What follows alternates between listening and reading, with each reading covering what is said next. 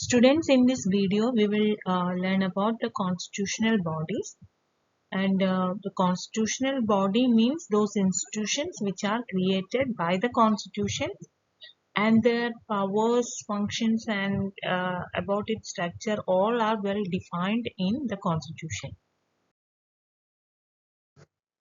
So when an institution is created according to the or in compliance with the provisions of the Indian Constitution, we can say that institution is a constitutional body. And there will be provisions in the constitutions about its how the these institutions to be structured, or how the structure of the institutions to be, and what are their functions, what powers they enjoy, what are their duties, all are well defined in the constitution. And what do they do actually? What do these constitutional institutions do? They normally provide, some institutions provide legal advice to the government, while some conduct financial audits, and some manage the country's or nation's electoral process. Then there are some institutions which are established to protect the safeguard or protect and safeguard the interest of the minorities. So we can say that, for example, Attorney General is a constitutional body. Then Comptroller and Auditor General is a constitutional body. Election Commission, Finance Commission, NCAC, NCST, and NCBC, all these are constitutional body. All these are examples of constitutional body. And in the coming sections, we will discuss all these constitutional institutions in detail. So, what are the special features of these constitutional bodies? We can say that these institutions are independent because they are established according to the provisions mentioned in our Indian Constitution. And we already discussed its structure, its functions, duties, rights, and everything is well defined in the Constitution. So we cannot easily change its structure. We can change its structure only through constitutional amendments. And since these institutions have direct mandate from the Constitution, they are very well protected from the influence of the executive, and we can say it as legislature or the executive, because they are free from the political interference. So students, first we will discuss about the constitutional body, Attorney General of India. Our Indian Constitution, Article 76 deals with the Attorney General of India. And we can say that Attorney General of India is the chief legal advisor of our country. He advises the central government in legal matters and represents the government both in Supreme Court and High Courts.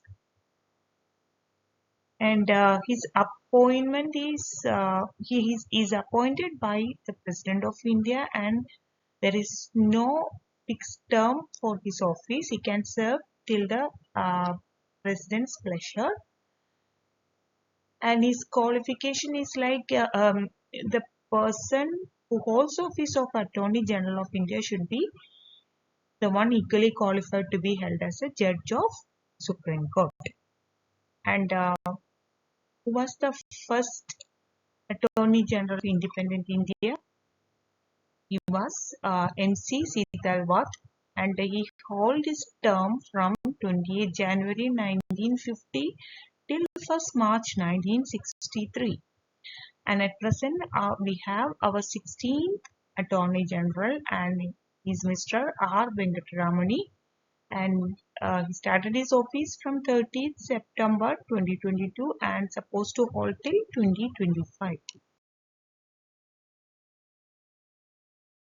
And we know that Article 143 deals with the presidential references under advisory jurisdiction of the Supreme Court, and he is this Attorney General of India handles this presidential references, and yeah, he has the right to speak in the parliament, but he has no voting right.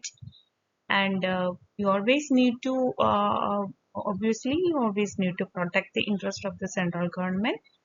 And the restrictions is like he is not supposed to hold any corporate role or any private practice. And there will be Solicitor General and Additional Solicitor General to assist this Attorney General of India in legal matters and representations. Now, another constitutional body, that is Comptroller and Auditor General of India, we can say CAG. And our constitution, article 148 till 151 deals with the CAG, and 148 deals with the appointment of CAG, while 149 deals with the duties and powers of CAG. And article 150 says about how CAG maintains the accounts of union and state governments according to the advice of president. And 151, article 151 says about the reports of CAG relating with the union and related with the union government, it will submit it to the president, and related to the state governments, it will submit it to the governor and represent in state legislature. Where related with the central government, the report or the accounts report will be submitted to the president and it presented before the parliament. So article 148 till 151 deals with CAG, that is Comptroller and Auditor General of India, and we can say that it's as a supreme audit institution of India. And CAG also appointed by the president, and normally he holds his office for 6 years or till attaining the age of 65, which one is earlier. And only the president can remove CAG, and the removal process will be same as of like a Supreme Court judge. And his duty is mainly to audit the accounts of both the union government and state governments and government organizations. And we can say that CAG is not a member of the parliament, and he normally audits accounts after the expenditure is committed.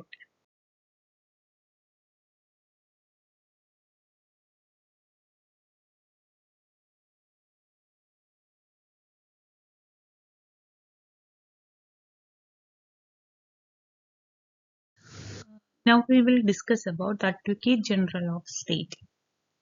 Like Attorney General of India for the central government, we have a constitutional institution, that is Advocate General for each state, and he is the highest law officer of the state. And Article 165 of the Constitution deals with the Advocate General of the states, and his appointment is by the governor, and he can hold the office till the pleasure of the governor. And his qualification should be equal to be appointed as a judge of the High Court. And being an Advocate General, what he does is something like he advises the state government in legal matters, and also help the state government with guidance on how to perform the constitutional and statutory rules. And obviously he represents the state government in courts, and he can participate in legislative discussions, but he has no voting right. Now we move to GST Council, that means Goods and Services Tax Council. And in India, we implemented this constitutional institution, that is GST Council, through 122nd Amendment. And this is a constitutional body which regulates the goods and services tax in India. And what does it actually do is like it harmonizes the tax laws and simplifies the structure for the taxpayers. And at the same time, it monitors the taxation process also. And this council includes a chairperson, and this chairperson would be definitely the Union Finance Minister, and there will be members, and these members will be one from the one member will be the Union Minister of State in charge of Finance or Revenue, and the minister in charge of finance from each government, each state governments. And apart from a chairperson, there will be a vice chairperson for the council, and it will be selected among from the members other than the chairperson.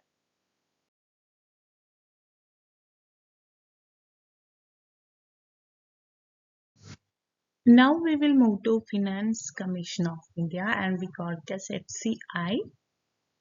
And Article 280 of our Indian Constitution deals with this FCI. And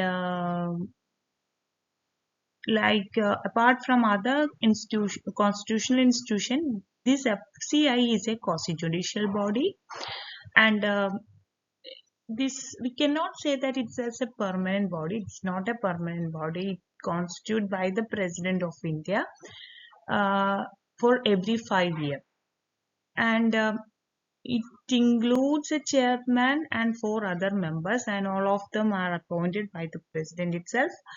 And what does this Finance Commission do is like it advises the President on how this tax revenues are dividing between the centers and the states. And at the same time, it ensures a balanced and fair distribution of the revenue from taxes to the center and the states, and that which ensures a equitable growth of the nation as a whole. Now we will move to the main recruitment body of union and state services, that's Public Service Commission for Union and State. We can call it as UPSC and SPSC. And our articles from 315 to 323 deals with this UPSC and SPSC. And Article 315 talks about the formation of this UPSC and SPSC. And Article 316 deals with the appointment and term of office of these members, while Article 317 deals with the removal and suspension of members.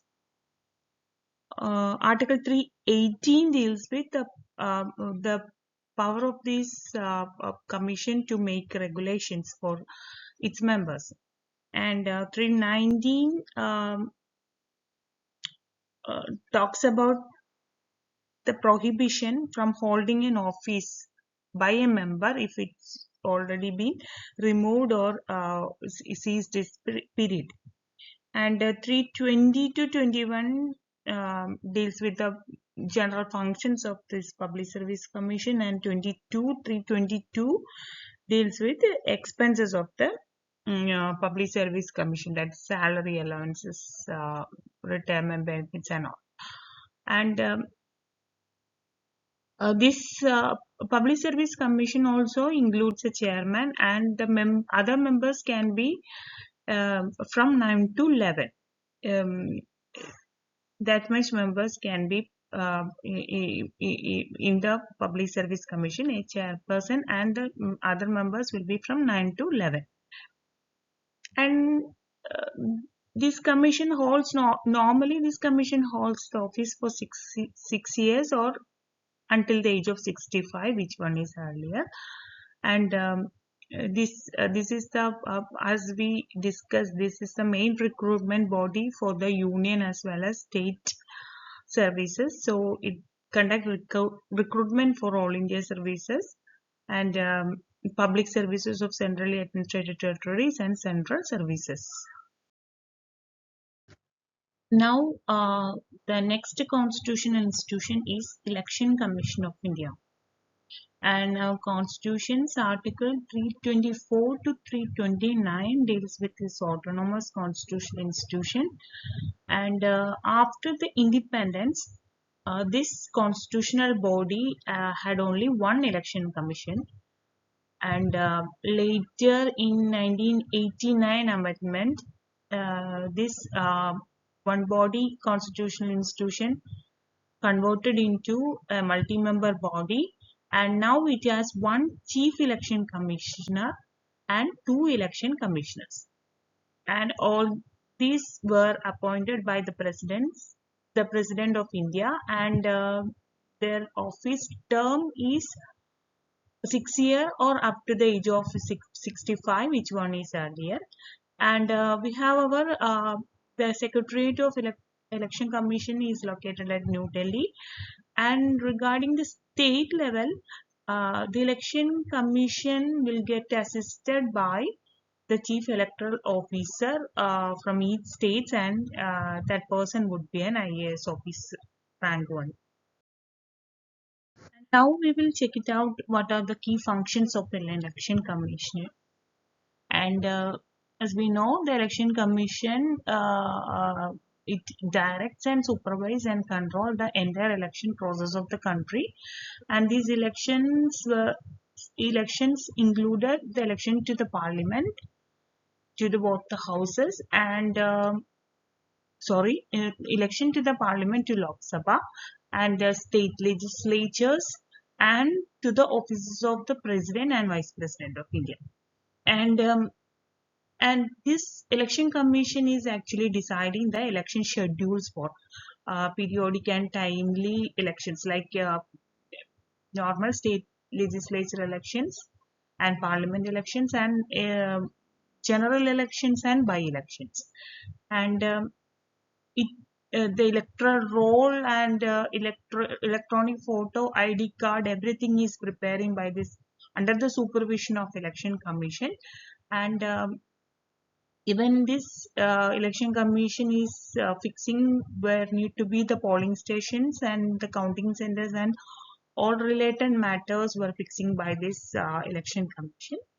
And yes, allotment of election symbols to the recognized political parties, that is a key role playing by the election commission. And we heard about the model of conduct. Model code of conduct in election. If it's been declared in an election in our country, there are certain code of conduct to be followed by every recognized parties and their respective candidates.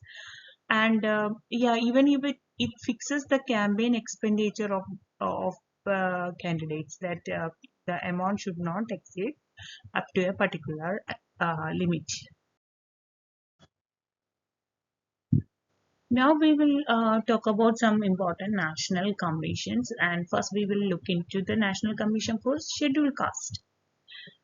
Now, Constitution Article 338 dealing with this National Commission for Scheduled Caste. At the beginning, there was only a special officer, and this officer was handling both the matters related with the SCs and STs. It was after the 65th Amendment that happened in 1990. Instead of the special officer, they established a high-level national commission for SC and ST. And after the 65th Amendment, there happened an 89th Amendment that happened in 2003. And then this single body constitutional institution became a multi-member commission, and even it separated SC and STs. They established two different independent commissions for both the STs and SCs. And as we know that Article 338 of our Constitution deals with the National Commission for SCs, and we inserted a new provision, that is Article 338 subclause A, and this 38A is dealing with the National Commission for STs, Scheduled Tribes. And what are the key functions performing by this National Commission for Scheduled Caste? Yes, they will definitely they will investigate into the grievances that raised against scheduled caste, and yeah, they advise on programs of socio and economic programs, and uh, they recommend different welfare measures, and they formulate some research policies, and even they prepare the reports regarding the scheduled caste and submitted it to the president, who will present the same or represent this particular scheduled caste category in the parliament. And, now we will talk about the Commission for Scheduled Tribes. And we already discussed that the Article 338 subclause A, which inserted through an amendment, this particular article is dealing with the National Commission for Scheduled Tribes. And as the same happened for or in SCs, here also the main key role of the or key roles played by the National Commission for Scheduled Tribes is related with addressing the complaints or consider the complaints against the STs, and make different programs on socio-economic welfare of the particular category, and they will evaluate the programs they planned, and again they will recommend some more welfare measures, and thus legally this particular commission is aimed at protecting this scheduled tribes category both economically and socially. And here this particular commission also secured the forest rights, and it will protect some forest resources also, and the matters related with land issues, all matters will be taken care by this National Commission for Scheduled Tribes.